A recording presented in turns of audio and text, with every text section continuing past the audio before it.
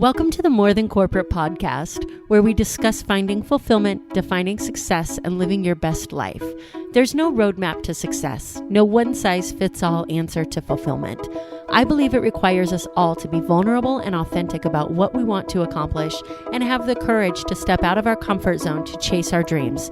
Keep listening to hear stories from inspiring people who make it their mission to live their best life every day. Welcome back to the show, everyone. My name is Amber Furman, and this is episode 56 of the More Than Corporate podcast. Today on the show, I have this really fantastic interview with Mike Szczesniak. Mike and I met in Delaware at the Unleash You Now event. He was one of the fantastic speakers at that event. Mike is an entrepreneur, a certified high-performance coach, a speaker, a power lifter. Mike is the founder of Learn, Grow, Earn, the creator of the Fear Hacking Academy. He has a new podcast out called The Results Engine, which is fantastic. You should absolutely check that out. He talks to other entrepreneurs about how to get the most results out of your day, what it means to have high performance, and how to be as productive as you can possibly be. And Mike and I really dig into those topics during this interview. We talk about going to school for engineering or insert whatever it is that you think you want to do at the time that you enroll in college in that sentence. We talk about then having the permission to change your mind. We talk about some of the anxiety and stress and other emotions that can come along with finding out that you're not living your life's purpose and some steps that you can take to make sure that you change that. We talk about what it means to have high performance, how to really tap into your productivity. We get into Mike's Fear Hacking Academy, which I absolutely love. And we really get into his podcast, the purpose behind it, what he's trying to accomplish, and kind of how that all came about. So I am super, super excited for you to hear from Mike. Before we get into that interview, I just want to take a minute to ask you to head over to iTunes, look up the More Than Corporate podcast, and leave a rating and review.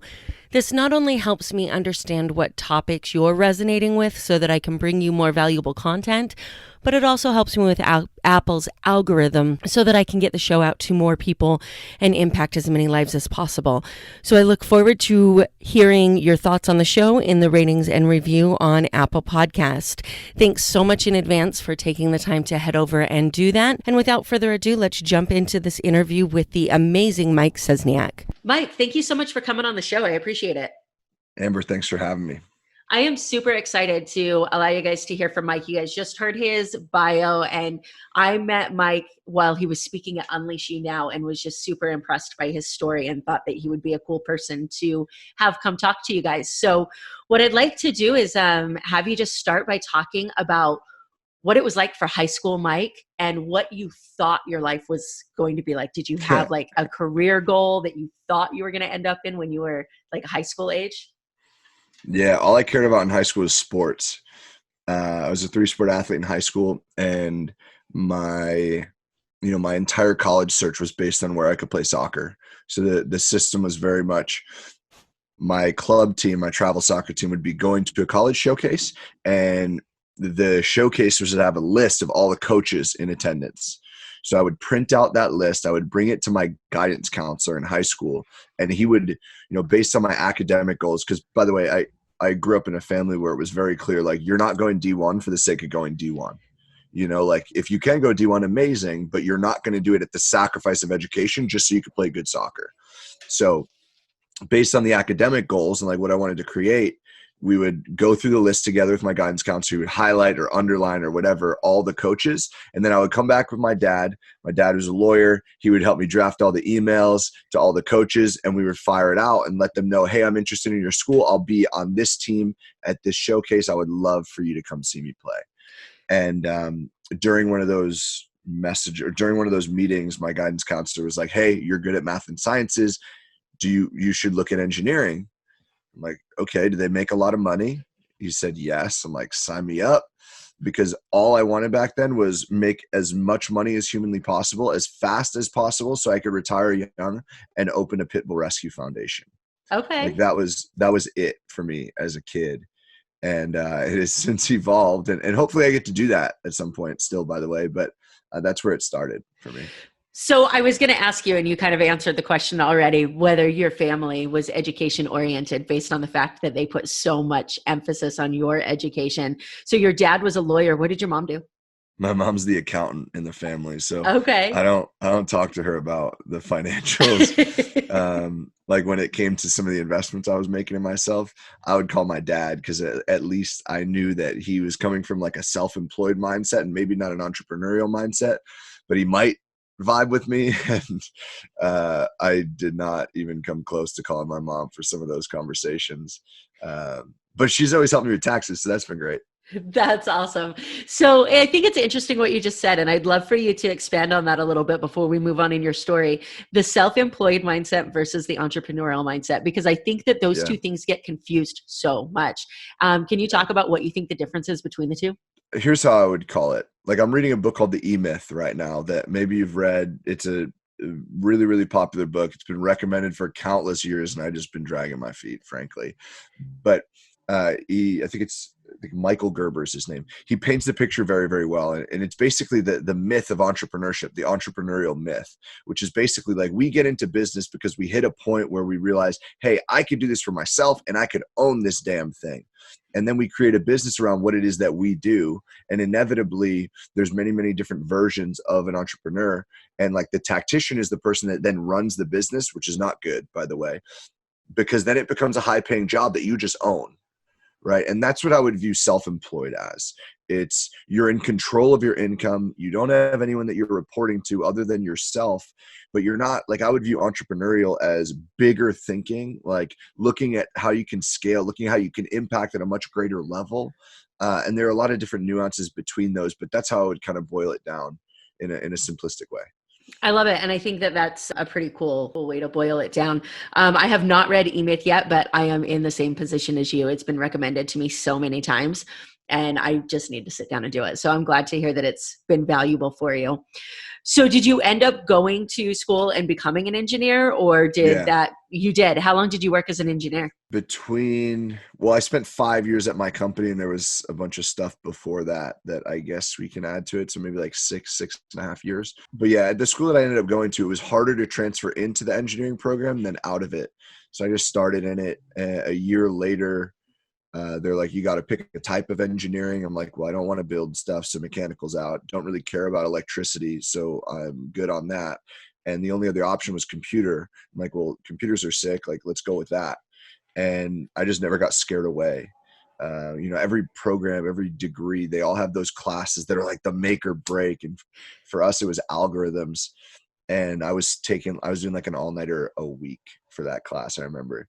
And, but yeah, nothing scared me away. I ended up with that degree and spent about 6 years or so in the industry, building businesses the entire time for the most part. That's awesome. And so did you, in your computer engineering degree, were you doing like hardware related stuff or software related stuff? Software. So my first job out of college, well, tough to call it a job, but basically it was a recruiting firm that had training built into it. So I committed to this company. They trained me for free it was supposed to be 16 weeks for my program. And then they guaranteed me placement in one of their clients once I quote unquote graduated. And their clients were big name, like investment banks and all this stuff. Our office was down on Wall Street.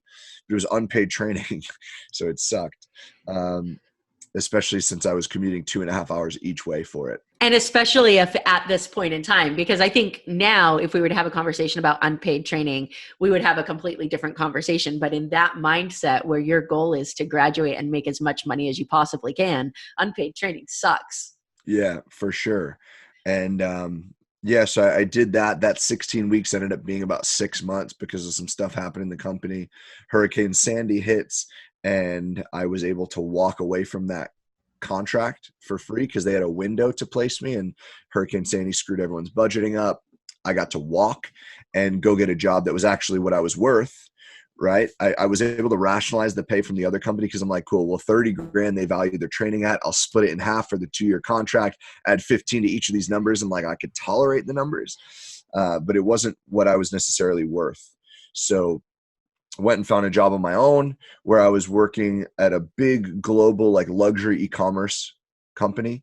And engineering order processing systems and like inventory management systems for 5 years or so, a little over 5 years before I left. And it was a lot of fun. Worked with amazing people. That's largely why I stayed. The tech wasn't that exciting at all times, which is, thank goodness. I wanted bigger things. I wanted bigger things for me, by the way. Like, I wanted to be in business for myself so I could look and be like, well, I'm not getting the engineering like know-all right now, but at least I could look at, I'm working with a lot of third-party vendors, and that was difficult. So I'm like, cool, well, I could build the soft skills, and just pivot my focus a little bit and maintain my sanity while I was building the business. I spent like 5 years there, and it was all software related, writing code. That's awesome. I am probably more interested in this than my audience, so I'll make it quick. But my first degree and I say first, I didn't actually finish it, but my first attempt at a degree was computer programming. That's what I thought I was going to do. Nice. And so I started, my first year of college was all learning code and, C++. And like, we flew to Chicago for competitions, and like, I loved it and hated it at the same time. Like Same. Like hammers, I understand the memes with hammers and computers and why it's, because like anybody who has not had to sit there and figure out where your period's in the wrong place in like 27 pages of code does not understand the true pain of a programmer. Yeah.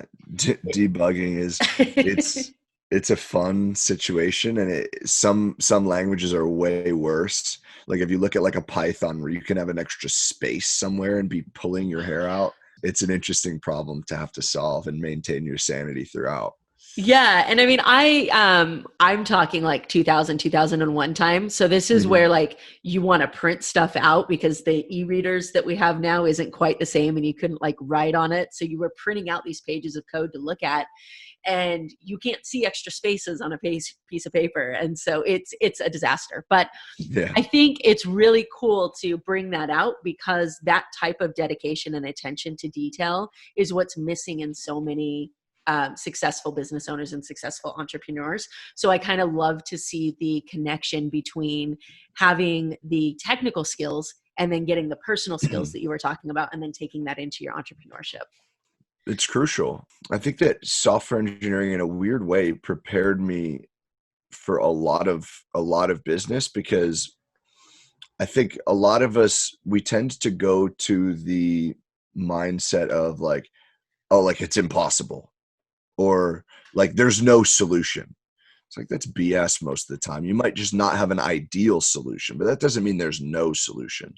And oftentimes in software, like we're going to have these restrictions where maybe like the capabilities just aren't there. So you can't figure out the solution the way that you want it, but maybe you have to figure out what's the most ideal solution. You could hack around it and build workarounds that, like that word workaround, it's a taboo word, but sometimes you needed to, and it pisses the engineer off because often it's due to business restrictions or technological capabilities. But at the end of the day, like everything's figure outable. Like that's the Marie Forleo quote, like engineering very much equipped me with the skill set and the arsenal to be able to deal with that and reframe things in my mind to do that. So I think it's been super, super valuable for me. That's awesome. So you work for 5 to 6 years in this engineering field, and then you decide to leave it for some reason. What was the purpose behind getting out? Yeah, well, I decided to leave it immediately. I just hadn't built anything that I could leave it with, right? Rent in New York is super freaking high, and I was making a great deal of money. My career in corporate was very, very linear growth. Okay. It was every year was a big pay raise or a big promotion. The promotions probably should have happened faster. If you asked me back then, I would have said 1,000% deserved it faster. But that comes with bigger corporations. There's a lot of yellow tape and political BS. But, it grew very, very fast. And I had all of the targets I wanted at a very early age. Like I had the 6-figure salary. I had the senior title. I had the luxury apartment, all by like the age of 25.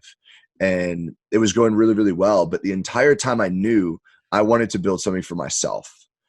And part of that was probably like, I've always been the person that wanted to create. Like in 5th grade, I started a duct tape wallet company. like, what do you need money for in 5th grade? Like if I wanted to go to the movies, my parents would have dropped me off because I'm like 10 years old at that point. Been like, here's $10. Have fun at the movies with your friends. Like, I don't know why, but I always wanted to create. I worked retail for 10 years, starting as early as they would let me. I think it was like 8th grade up until through the beginning of that software career, that unpaid piece. I would be like Saturday and Sunday working at the ski shop to make some money. And luckily my parents helped me with the commute because I wouldn't be able to make enough money on those 2 days to cover the, so I was always trying to create. So it wasn't like a split decision, like screw this, I'm out. It was the culmination of, I built that mindset forever really. And I was just testing and testing and testing and trying to build something that I could take full time. So the coaching and consulting was the 3rd business I created while at that job. But it was the first that I could really scale and impact it the way that I wanted. And the stars kind of just aligned to take it full time at that point. I love it. I have to backtrack just a little bit and ask you, what the hell is a duct tape wallet? I'll show you. It's a wallet made out of duct tape. So if you're not watching the video, I'm sorry you're missing this beauty right now, but this is literally a vinyl camouflage duct tape wallet with a Velcro latch, a Velcro coin purse right now, like credit card slots, bill slots. I dominated the market, Amber. Like, well, I mean, awesome. So I know that my dad is like looking down on this, just like completely praising you right now, because he was convinced that you could make everything possible out of duct tape. Like if you can't make it out of duct tape, it doesn't deserve to exist. And this is the first time I've ever heard of a duct tape wallet. And I feel like I've been like cheated my entire life. I made like $300 when I was 10 years old. That's amazing. By sticking a bunch of duct tape together. So it was fun. Yeah, I bet. It sounds like it. And I'm impressed that you still have it. So that's awesome. I'm so happy that I have it. I like found it one day and I started doing all these interviews at my desk. And one day I like I'm like, wait a second, it's right here. Cause I was telling the story and I just showed it. So now I just keep it there. I want to use it, but I'm afraid I'll break it. And like the duct tape's like, I don't know, 15 years old. So like, I'm not trying to mess that up. Maybe I'll keep it as a souvenir antique. I like it. I like it. Or maybe, we're heading into like the zombie apocalypse time of life. And so maybe people are looking for duct tape wallets and they can make a reprise. Maybe. So that's awesome. So anyways, you have this, back to what everybody wants to hear about. You have this coaching consulting business that you created while you were working in corporate. And what point in time did you feel like it was safe for you to walk away from this corporate environment and pursue this full time? And kind of what was the mindset idea behind that? Yeah, well, never. Sorry for making you choke on your water right now. No, that's okay. It was the perfect answer. It wasn't safe. I was making a lot of money in engineering and rent's really high in New York. I had just ripped my business to the floor and built a whole new business model. So I was starting from scratch, leveraging 5 figures in debt at 0% interest or very close to it. So I was doing it responsibly, but I personally funded the business and it wasn't safe. There was nothing safe about it. And I'm like, the competitive side of me is proud of that. And, but that, like, seeking that safety actually created like a very negative mindset for me in a weird way. Because when I did finally jump off the cliff, I realized that I had developed this horrible money mindset, because we look at it and like all those things I mentioned, like rent, salary, like quote unquote guaranteed income, right? Hint, hint, not guaranteed ever. And the only thing I wanted, Amber, was to take my business full time. I just wanted, I was miserable in my day to day at that point. I loved the people I was working with. I felt out of alignment with the company. There was a lot of like political shifting in the company, a lot of layoffs, all these things that we experienced. And I felt very out of alignment with some of those values and the way that things were being handled. And I wasn't excited about the work anymore. And I wanted nothing more than to take this business full time. But I had these money targets that were like, I got to make 100 grand in the business before I can rationalize doing it. Like, let's be real. Doing the 5 to 7 a.m., 7 to 11 p.m., like Gary Vee side hustle type thing, it's difficult to make 100 grand, like really difficult. And either way, it was the only thing I wanted. And the only thing in the way was money. So intrinsically, money became everything, which is a very negative mindset to have. And I didn't realize it was buried in the subconscious. I remember I was down in Fiji at an event, Tony Robbins Life and Wealth Mastery. And we were doing an exercise. Basically, like you would partner up with someone, you gave them your worksheet and they would ask you the questions, and it would be like verbal diarrhea, like say whatever comes to mind so that they can capture it all. And you don't have to, like, there's no filter, there's nothing. And he was asking me all these questions around money and the word everything. Like he was like, what is money? And the word everything kept popping up to me. And I'm like, I literally said out loud, I don't know that I believe this, but it keeps coming up. I feel I have to say it. And I was just like, money's everything. And it had been buried because I thought I had all these good beliefs, like money's a tool. It just provides opportunity. Like none of the BS that everyone wants to tell us of money makes you evil and all this. Like, no, it's a magnifying glass. If you're an asshole without it, you're going to be a bigger asshole with it. So I thought I had this great view of it, right? It could just provide the opportunity for the people I care about, the loved ones, like everybody. I could have the impact that I wanted at scale with it. But this underlying belief is that it was everything. And it really, really held me back. And I don't know, I'm ranting at this point because it's something that I'm really passionate about, but it wasn't safe, and if I stuck to that belief, I'd still be in corporate, and I would be for a very long time. And by the way, jumping off the cliff when it's not safe, like life's going to punch you in the throat a lot. And that's going to happen. And it's why it's important to connect, with like-minded people that can be like, nah, you know what? Like I've been through that and you're going to survive. And here's what you got to do to get to that next level. And I was blessed to be around those people when I inevitably hit those lower points. And yeah, it's, I don't know, it wasn't safe, but it took me 5 years to get there. I thought it was going to be like 3, but it took a bunch of stuff happening in Fiji and like climbing a telephone pole in torrential downpours and a lot of this interesting stuff that really helped me paint the picture of what my reality was. And I could then execute on it when I got back to the States, and I gave my notice 6 days later. So that's awesome. And I think that what you talked about it not being safe is so important because people get in this false sense of security, thinking that because somebody else is making the money, that it's more safe to work for somebody else than it is to work for yourself. And I think if you go ask anybody who's ever been a part of a mass layoff, they will tell you that that's just not the way life works, I experienced that. Yeah. You experience like that mass layoff type thing or there were 2. The year before I left, they had announced 2,000 jobs cut in my company. And there were 2 huge rounds of layoffs. There have since been, I think, a couple rounds since I left. But yeah, one time I was literally out in California recruiting for an internship program that I was running, and I had 8 hours of interviews, and I was coming out of interviews finding out which of my friends had been laid off. Oh my gosh. By the time I left, there were 2 senior engineers left at the company from when I started, and they were both on my team. There were other senior engineers on my team. How did that affect you mentally? Like, I mean, it sucked. As far as like this idea that you needed to have a certain amount of money in order to move forward. Did that affect your idea that you could move forward faster, or were you still stuck on the money idea at that point in time? No, I hadn't had the breakthrough that I alluded to earlier yet, but I wasn't worried about it.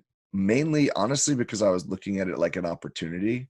I'm like, cool, well, screw it. If I get laid off, I'll get some severance and I'll be able to find another job. Like engineering recruiting is like the most savage industry in the world. I was getting like 20 emails a week about jobs. So I wasn't really concerned.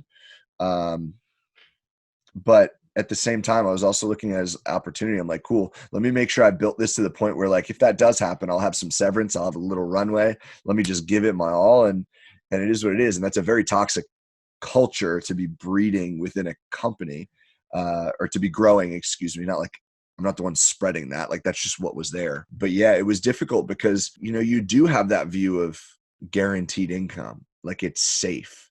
And I never believed that. But the reason it was so scary to me is that it proved everything I believed to be true.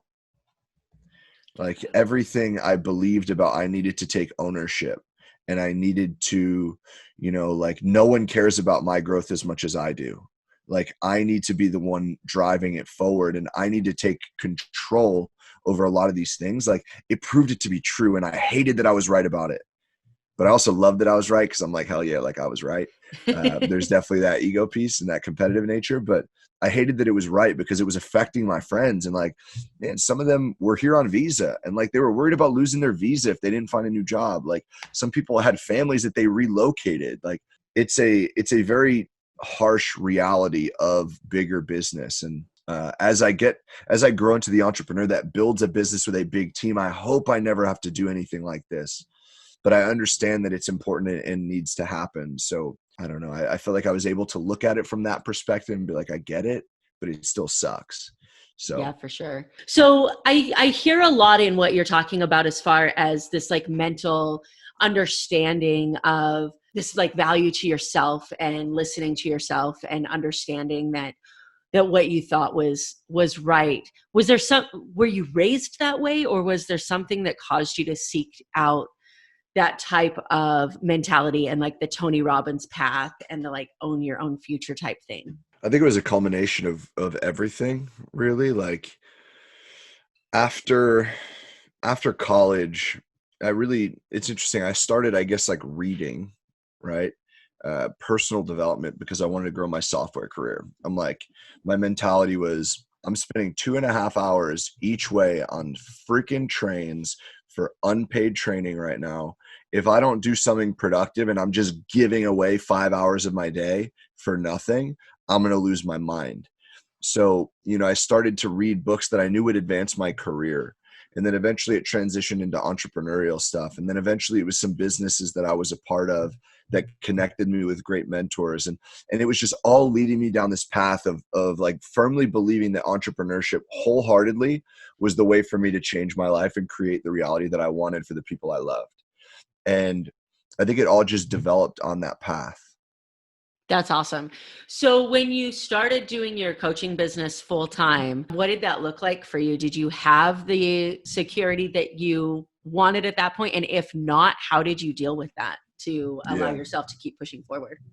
Yeah. So yes and no. When I was leaving Fiji, when I was leaving that trip, I committed to myself that I would map out 2 hours on my calendar to get immense, intricate detail on what my financial situation was like, so that I would know what my runway would be like if I left right now. Could I make that happen? And if no, what needed to happen to get me there? And what window was I going to give myself to do that? And I looked at my finances and I said, cool, I have X number of months. Like this is my exact monthly expenditure. This is what it costs for me to live and not get rid of too many of my lifestyle things. Like I'm not getting rid of the gym because we get one vehicle. And if I don't take care of that, I'm not going to be able to show up powerfully for my business. And obviously like making sure that that was as low cost as possible, but like being effective and efficient without making sure that I was only eating ramen noodles. You know what I mean?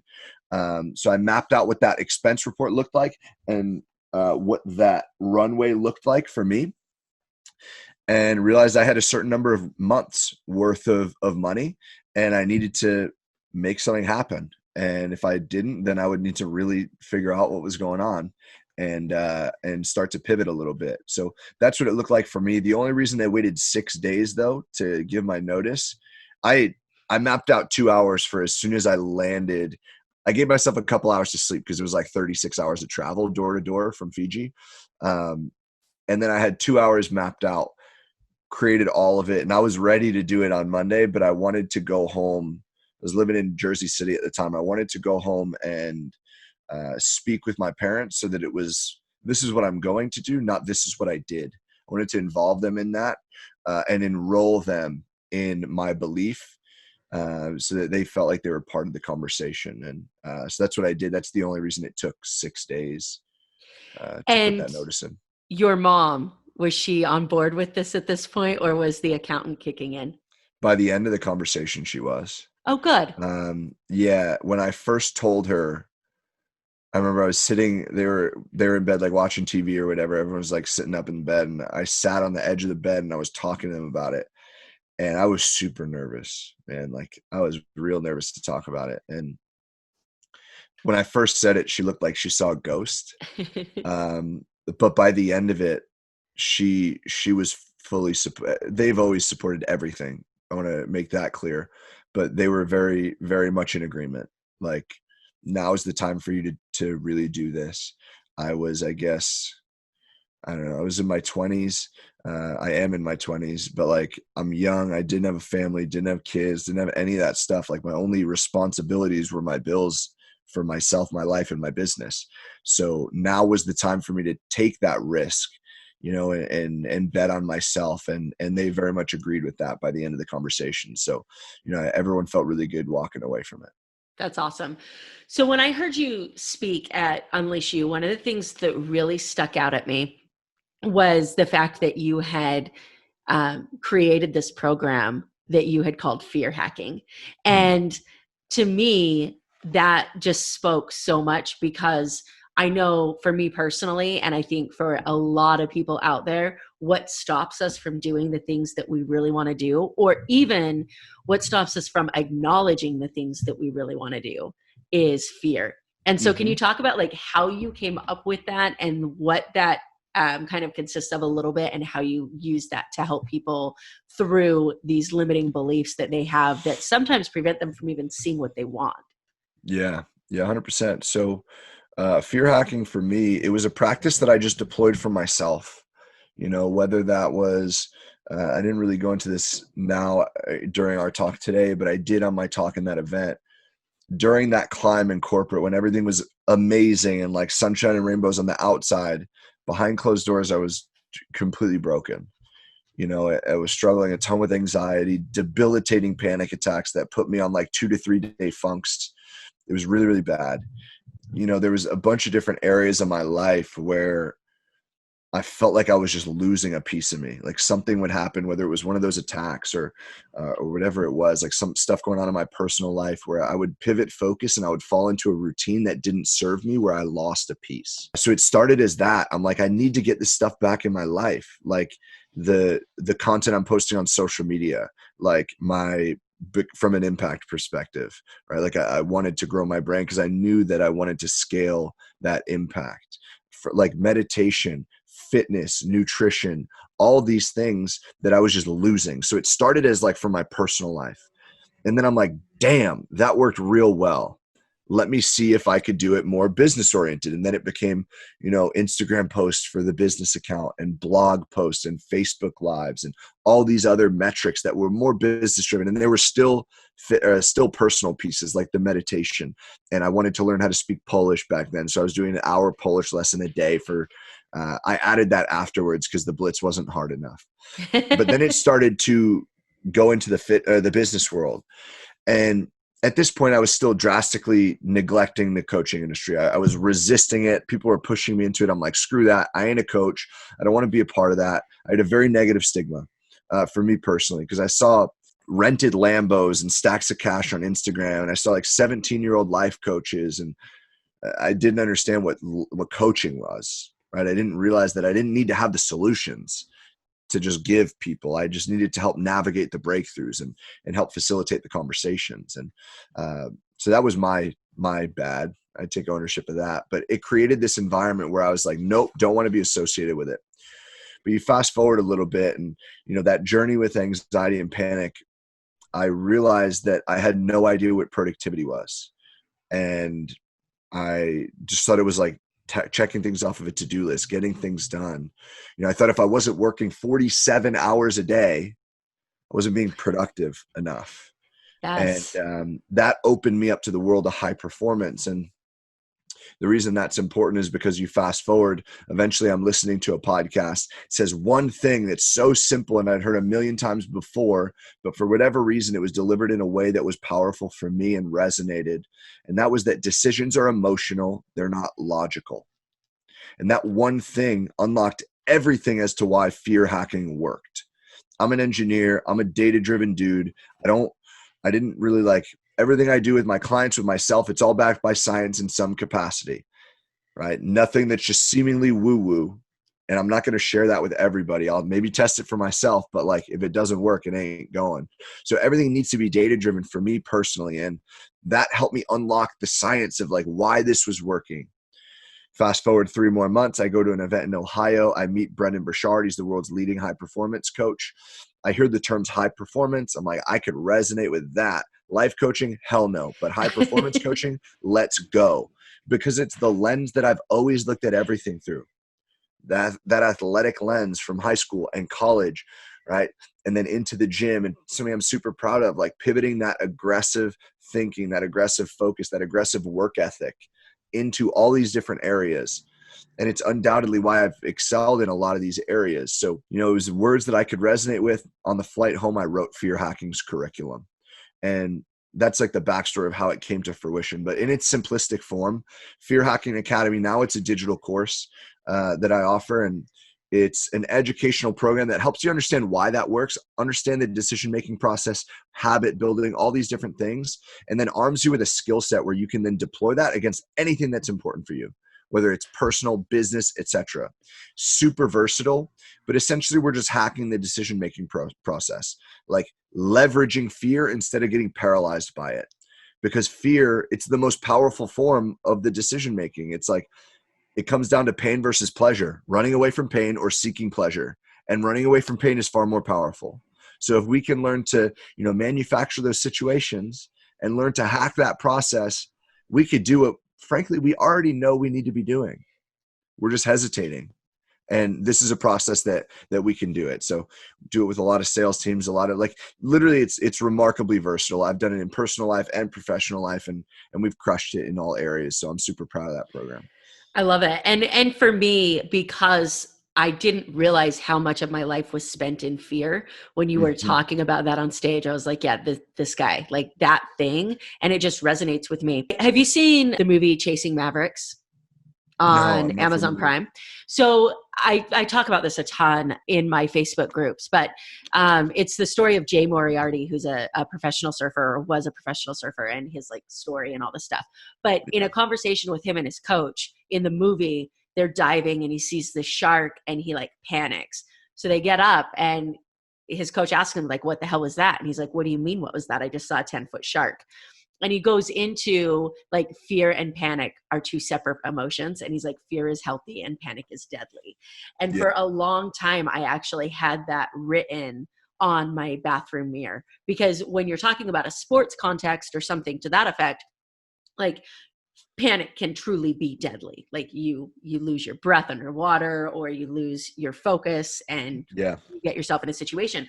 But if you take that into your life, panic's just as deadly to your dreams and your goals and your aspirations, because you pull back. And so for me, it just spoke to everything that I had been experiencing. And that's what I think about every time I think about your fear hacking program, is that awesome scene. Yeah. I also wanted to touch on what you said about you didn't have to have all of the solutions, because I think that so many of us get caught on that in everything in life. But first of all, in the coaching world, I think that the coaches that go into it trying to tell everybody what the solutions are the coaches that fail, because honestly, your solution isn't my solution. It's not the same. And so the great coaches in whatever aspect they're in are the people that are able to guide you into figuring out what your solutions actually are for your particular purpose. And I think that that's so important to touch on. Yeah. I mean, I think that the word coach is interesting to me nowadays, because everyone's a coach, and a lot of them are just really consultants.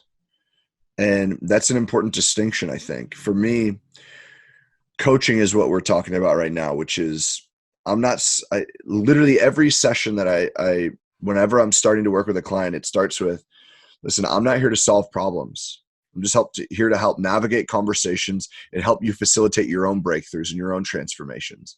And that's a really, really important thing that I didn't understand back then. I'm not here to just give you, a funnel to plug into your sales site to make more sales or whatever. Consulting is helping solve problems and helping give solutions where it's like out of the box, here you go. This is what works. Let's go roll with it. And like business coaching, like that gets thrown in that world a lot as well. But for me, coaching is, I'm not solving problems. I'm asking good questions, right? And helping navigate a conversation wherever it takes itself, but navigating and being able to keep a finger on the pulse of the conversation to help you navigate it to your own breakthrough. So that's a huge distinction for me that I didn't realize back then. And it fed that stigma, but hey, I made it here where I belonged anyway. So, there's no mistakes, but. Absolutely. That's the important thing. So I want to take a minute to touch on this new amazing thing that you have, and that's your Results Engine podcast. Can you talk about like what made you decide it was the right time to do that and how that's been going for you? Yeah, it's so exciting, Amber. So I ran a podcast many years ago. I did it for 2 years. I had so much fun with it. Met so many amazing people. We did like 200 uploads, tens of thousands of downloads. It was a lot of fun. But when I started to build the coaching company, I was building it as a side hustle for a year and a half, and I wanted to be very careful with where my time, energy, and financial resources went. So I ended up shelving it. And I wanted to do it for so long. I was getting so much push to feedback to like go back into the space. It was weird to me the number of times people said like, you have a great voice for radio. I'm like, well, it's better than having a great face for radio, I guess. But like, it was interesting how often I was hearing that. But the important piece for me was I was getting a lot of feedback from mentors of mine, people, friends that I was really looking up to saying, hey, you need to do this. And I felt like I was at a point where my network had grown to a point where I could facilitate amazing conversations that would be very transformational for people. And that's what we're doing. So the Results Engine podcast we launched it end of last year. We were able to rank it top 50 in entrepreneurship in US and Canada. Super, super grateful for it. The launch has been amazing. The guests have been amazing. And it's just raw, authentic conversation around what it actually takes to get to that next level. Digging into people's stories, looking at the highs for perspective, but the lows for the lessons, and really looking at it through a lens of high performance. And coming in, this is like January 16th, I think, that we're recording this, but starting in February, we're going to be launching a solo episode every week as well. So we'll be doing 2 interviews a week and a solo episode, digging into like the nitty-gritty tactical stuff of the high performance world and productivity and all these sorts of things, where we can arm them with the skill sets to actually get to that next level. So I'm super excited about it. It's a huge, it is the biggest passion project for me. The biggest focus for me in 2020 is really growing that audience and scaling that impact, because I'm really proud of what we're doing. And I'd love to see everybody over there. It's on all major podcast players. Wherever you're listening to this, like type in the Results Engine podcast, you'll see a big red cover, and you'll find it. Awesome. Excuse me. I'm super excited to see that grow. And I'm super excited for the solo episodes as well, because these interviews are great, but it's that like short how-to of like, what can I take into, because the interviews really get to that mental aspect of, okay, some like changing your perspective of what's possible in the world by seeing what other people have done and realizing that it's possible. But those solo episodes of, okay, this is the tactical way for you to sit down and make these changes. And this is kind of where you want to start to figure out what your path is, I think is so important. Yeah, I agree. I appreciate that. And I agree, like when I'm facilitating an interview and I'm sitting down next to someone that like we've all probably been learning from on Instagram for the last however long our entrepreneurial journey has been, and I'm digging into their story, that's not really necessarily the platform, I don't think, for me to then dive into what I believe is the tactical execution piece for something that they're like, the lesson that they're sharing, and a solo episode is the opportunity for me to then be like, hey, so-and-so shared this. It's amazing. I want to expand on it because I want to do it justice, because what they shared is such a gem.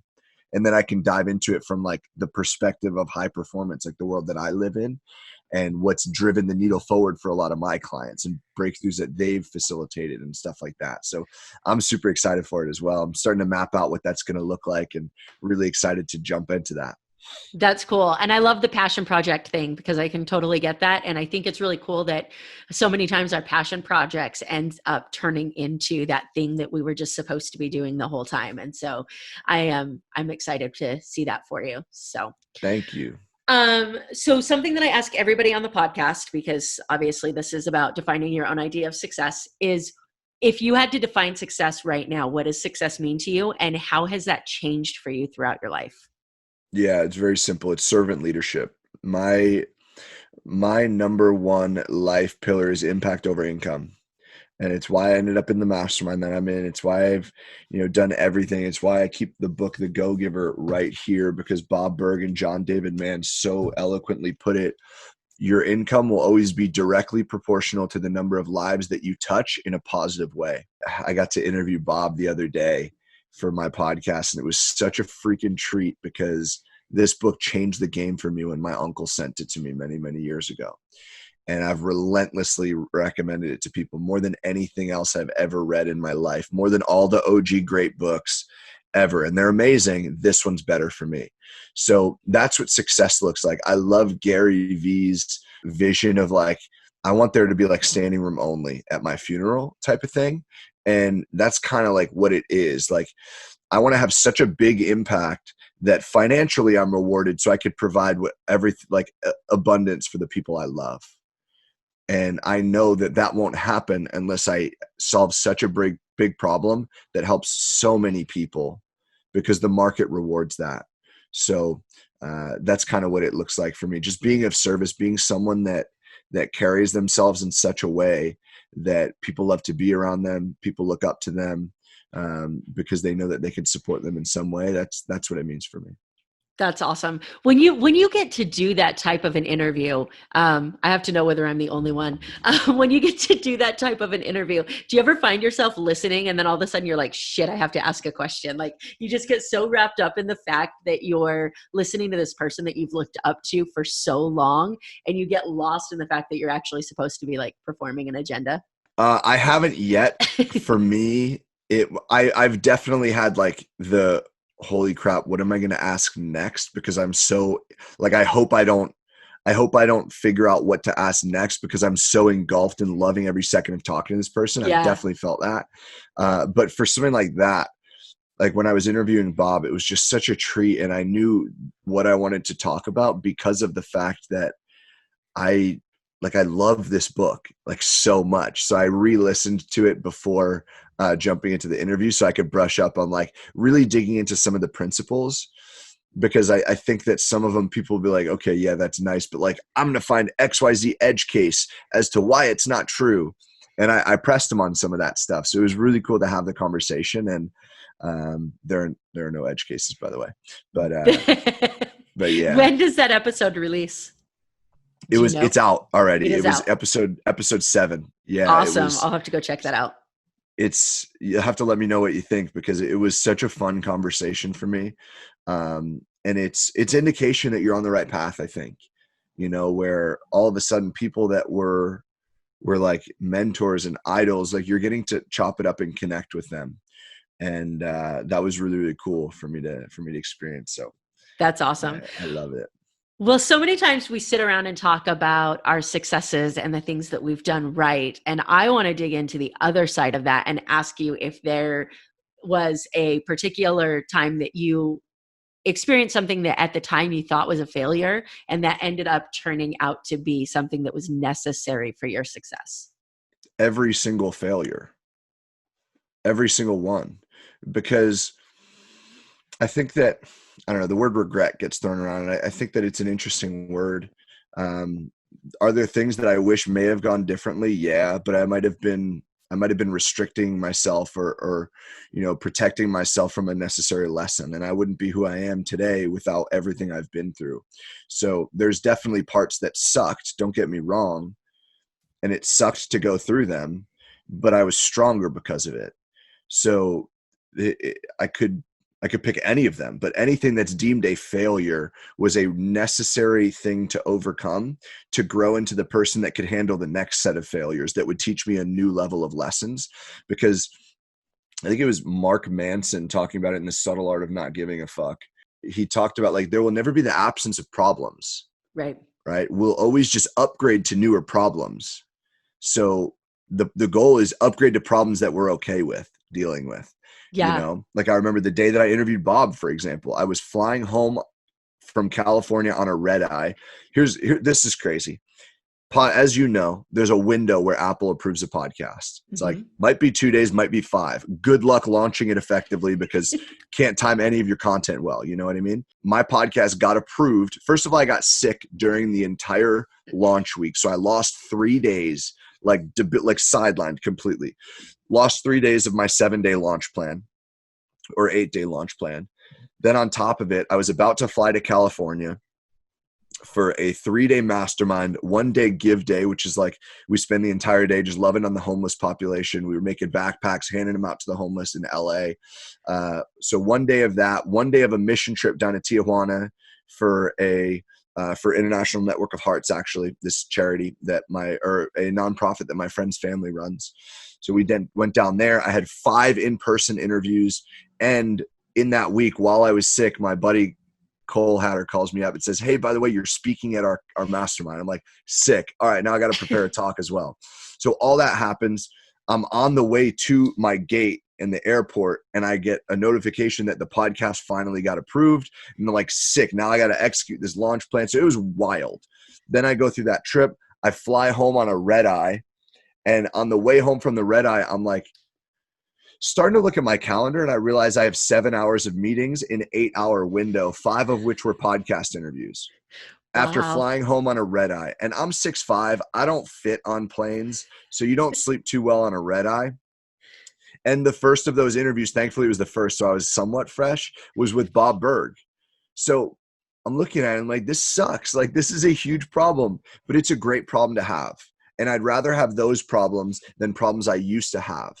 Right. So yeah, I wanted to share that story to kind of illustrate this. Like we're seeking, these are great problems that I'm experiencing right now. And I have to be grateful for them because the problems before sucked. And I leveled up into the reality of now where I have these problems.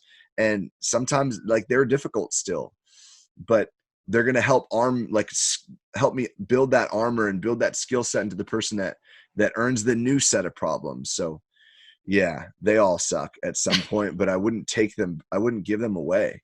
I love it. I love it. And it's so interesting that you just talked about that because The Subtle Art of Not Giving a Fuck is the book that I gift to everybody that I meet. Like if we're talking about books, I think I've probably sent, 50 or 60 copies of The Subtle Art of Not Giving a Fuck out to people because it's one of the books that changed my life. And he actually has a new book out that is on my desk and I'm waiting to read that says Everything is Fucked, a book about hope. And so I'm super, super excited to read that. But that idea of like, you're never going to run away from your problems. Like happiness and fulfillment comes from solving problems and you just get to pick which ones you get to solve. It's such a different way to talk about life. Yep, exactly. Awesome, man. Well, that is a super, I think, interesting way to go ahead and wrap this up. So what I'd like to do is head into a quick random round and let everybody get to know you if that works for you. Let's do it. All right. So what profession other than your own do you think would be fun to attempt? Real estate, like investing, building, as I will be in the investment side of things. And I have a business that supports agents, but I think being an agent would be really interesting. That's awesome. If you could time travel, where would you go and why? That's interesting. You know what? I would probably go, and I'm going to leave the time frame generic because I don't want to favor a certain grandparent because they are all amazing. But my grandparents collectively have accomplished some of the most badass stuff I've ever heard of in my life. From my grandfather, one of my grandfathers spent 4.5 years in Auschwitz. One spent a year in the NFL and then went on to create a company. My grandmother was like the first woman to get a PhD in her field from MIT after escaping the Holocaust. And my other grandmother was like the rock as my grandfather was moving from the NFL to business and like helped create all of this amazingness that I'm blessed to be a part of with my family. So I would love to go to some of the earlier times of those journeys where I could really really get to know like what they were. Like I would love to be able to interview them in this same capacity about some of those lessons.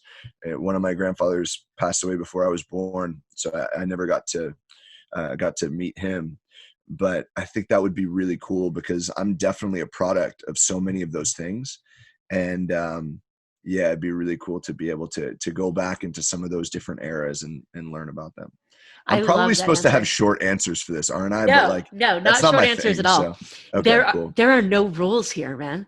I love it. No, I love that answer because I would love to be able to go back and have conversations with my dad about, I just don't feel like we can really appreciate what they do and what they accomplish when we're young and in that moment. And then we get to this point and we can't go have those conversations with them always. And Yeah. so to be able to like head back and like take the knowledge and the experiences that we have now and insert them into ourselves when we're watching our parents live their life when we're kids, like I think that would be super cool. So I love that answer. What personality trait do you think has been most helpful to you? And if you want, what personality trait has gotten you in the most trouble? What's got me in the most, it might be the same answer actually. I would say like my intensity and like aggressive nature. It's very much served me because when it comes to like sickening work ethic, it's all the same stuff. And like a lot of people appreciate that blunt nature, but a lot of people don't. And Truth. like developing that empathetic side, which I've always had, by the way, I've always loved people. It was just very much masked because I was very historically very like monotonous, both facial expression and tonality. And so it was kind of like shielded. No one really knew that it existed. So making sure to bring that to light has been really important for me. And but yeah, it's probably the thing that's gotten me furthest and the most in trouble. I love it. So when you are consuming books, do you like to read them, like physically hold them, or are you an audiobook listener? Both. So I listen to audiobooks and underline in the physical book.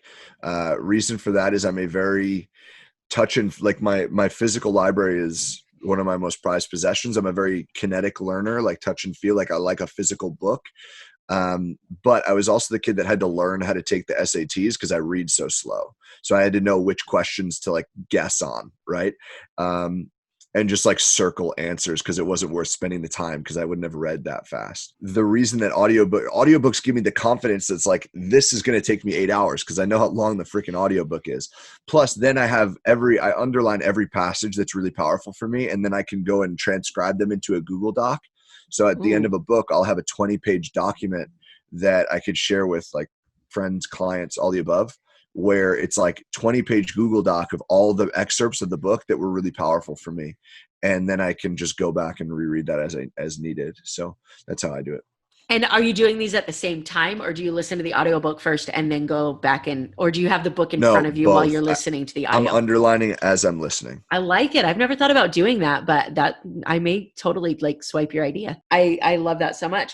Okay. So what are you listening to right now? Or actually, let me change that. The better question, and you may have already answered it, but if you were to tell somebody one book that you thought would change their life, what book is it? The Go-Giver. Okay. That's what I expected you to say. I'm a music nerd, so I have to throw this question in there. What song like pumps you up right now? What motivates you? That's a good question. I'm listening to a lot of Lil TJ right now, who's a young rapper out of the Bronx. But I don't know, like some of his newer music is very motivational. I used to listen to a lot of really hardcore rock and like aggressive rap when I was powerlifting. I just finished my last competition last November. I was actually training for it at Unleash You. I had to leave for a couple hours to go get a session in. Mike Faber helped me get into a gym nearby. So that was awesome. Shout out to Mike. So there's a lot of that, but I would say, Am I Wrong by Nico and Vinz, I think is the name. Awesome. Yeah. Do you have a morning routine? And if so, can you give us a little glimpse into that? Yeah. Not perfect by any stretch. Like today, I didn't do some of it because it was a weird day where I did like an at-home sleep study last night. So my sleep was a little off. So I'm human, not perfect by any stretch, but here's a good day for me is wake up early, get on a foam roller, roll out a little bit, do some stretching and body weight exercises. Oh, by the way, I chug water before I even put my feet on the floor, before the foam rolling. So I do the foam rolling, like a warm up, a body weight exercise, get some blood flowing, have a green drink, go into meditation. I map out my day. I wish I had it in front of me. I'm creating like a planner. Actually, I gave it to you guys, the planner I gave you guys at Unleash You. Yeah. So I'll go through that where I'll map out 3 things I'm grateful for, my 30-day goals, and what are the 3 non-negotiable things I must get done today. And then from that point, I'm kind of like primed and ready to go. And that's the point where if it's a training day, I will go to the gym. And then I'll walk my dog Shaq. We're on a weight loss journey. He's a little big. He's living up to the name Shaq. And I'll walk him after the workout. Otherwise, I'll probably go into the walk before that. But that's like what a good morning will look like for me. Love it. And the most important question of the day, what kind of dog do you have? Chocolate Lab and Australian Shepherd mix. Nice. Nice. All right. So where can people track you down if they want to connect with you and learn more about what you're doing? Yeah, the best place is the podcast. If we love what we're talking about here, they're going to love what we're doing over there. A lot of really cool conversations. The tactical stuff is coming out. So solo episodes are coming out in February. That's the best place to go. I would love to see everybody over there and subscribing over there. And if they have any questions, just Mike Szczesniak on Instagram. Like, I answer all my DMs. I'm happy to connect. Would love to support however I can. Feel free to reach out. Awesome. And I will post your Instagram and Facebook stuff in the show notes so people don't have to guess on how to spell your last name. Yeah, it's a tough one. Like, my life mission is to have such a massive impact in a positive way that people learn how to spell my last name. I love it. Or you could just do the Gary V and just start calling yourself like Mike S. I tried, but here's the downfall. My nickname growing up was Sez, S-E-Z. Okay. And if you do that, phones will autocorrect to sex. And like, I'm not trying to be about that. Like, I already get enough Magic Mike jokes from being like 6'5". So like, no, thank you. So yeah, I thought about it, but it's a dangerous game to play, Amber. First world problems, right? Exactly. Yeah. I love it. Well, thank you so much for taking some time to share your day with us. We appreciate it. And I'm super excited to put this out and head everybody over to your podcast to see what you're doing. Amber, thanks for having me. This is a fun conversation. Thank you so much for tuning into this episode of the show. I hope that something that was said resonated with you or provided value to you in one way or another. I'd love to hear more about your thoughts on the show. You can reach out to me on Facebook or Instagram at Amber Furman. Also, I've created a Facebook community for followers of the show to interact with me and other members of the community. You can find that on Facebook at More Than Corporate. So go ahead and join that group if you'd like to stay up to date on podcast happenings and meet some really cool people. Again, thanks so much for tuning in.